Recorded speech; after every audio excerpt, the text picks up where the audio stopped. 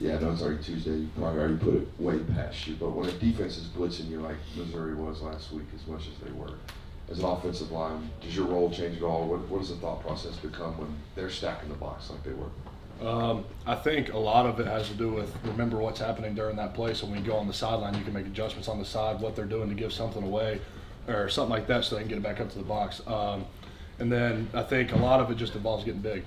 There's a lot of times that you're going to be half on a combo, half on a linebacker coming, so it's kind of just having to deal with both at the same time. But you'd like to get off a combo clean and pick up a linebacker when he's pressured, but it doesn't always work like that. So I think a lot of it's just having a mindset that's going to happen, and you know it's coming, and just trying to deal with it the best you can. Tate, I think it's been a few weeks ago that you were in here and talked about wanting to see the run block improve and really stressing that you want to see that. Have you seen those improvements? Where do you feel like you guys are as an offensive line when it comes to run blocking? I think we've improved a lot over the year, and I think with that being said, there's still a lot more that we need to improve on. I think there's some stuff that bothers us. There's some stuff that gives us trouble, and I think we work on that a lot during practice, and it really helps us. But yes, I think I've seen improvement from us as a whole group and individuals. So it's been good to see. Yeah, I wanted to ask you about Marcus. Y'all came in together. How have you seen him go from that injury he suffered against Florida in 2022? Now he's one of the leaders on the team. He's one of the best receivers on the offense. Yeah. Like you just said, he's really stepped into a leader role, and I think he did a really good job during that time of kind of staying in during rehab and improving himself. And he's waited his turn, and now that it is his turn, he's stepped into that leadership role and has become a big vocal voice of our offense and our team. I think he's done a really good job. Tate, I know it's still early in the week when your players talk about keeping the line in the cage until game time. When did you start to feel the adrenaline and the build-up? When do you start, I don't know what feelings you would call that, but certainly you know what's at stake Saturday night?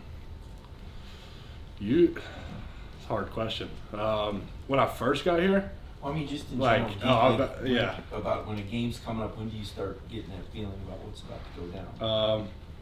As a younger player, you thought about it all week, and now you kind of focus on what you can get better at now instead of worrying about what's happening in the future. So I think that's a big thing to learn for everybody is just staying in the now and not looking to the future or looking back in the past. And I think it really hits me probably right when we run out of that tunnel. That's when you really start thinking about it and thinking about what's about to happen, how big of a game it is. Because I think if you let that affect you all week, then you're gonna be all over the place on Saturdays. When you say let it affect you, like, I mean, I'm not you grow horns or your hair goes on fire or anything, but what is that feeling, if you can describe that? Just overthinking everything. I think if I wait and focus on what I have to do at this moment, and it gives me a sense of confidence, not knowing that I don't have to go out there and be something I'm not.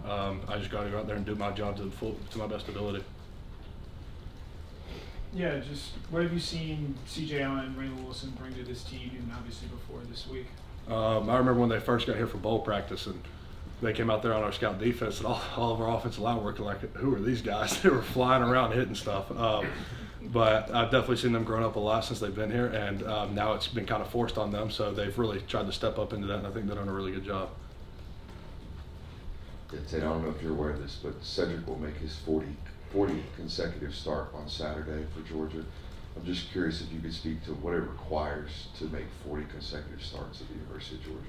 A lot of toughness, I think, especially with Sed. Sed has a love for the game like I've never seen from anybody before. I mean, last night we were in there watching film till 10 o'clock with him, and he's sitting there and he picks out stuff that you would never think to like look at.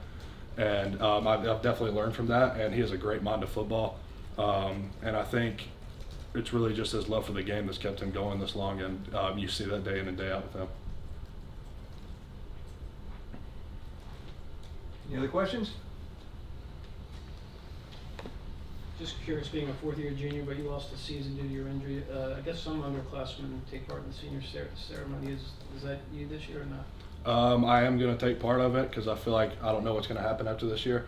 But I feel like if I don't do it, and I'd regret it, so I'm going to go ahead and do it. But nobody knows what's going to happen the rest of this year. So. Sure. All right, thank you. Thanks, Tate. Yep, thank you all.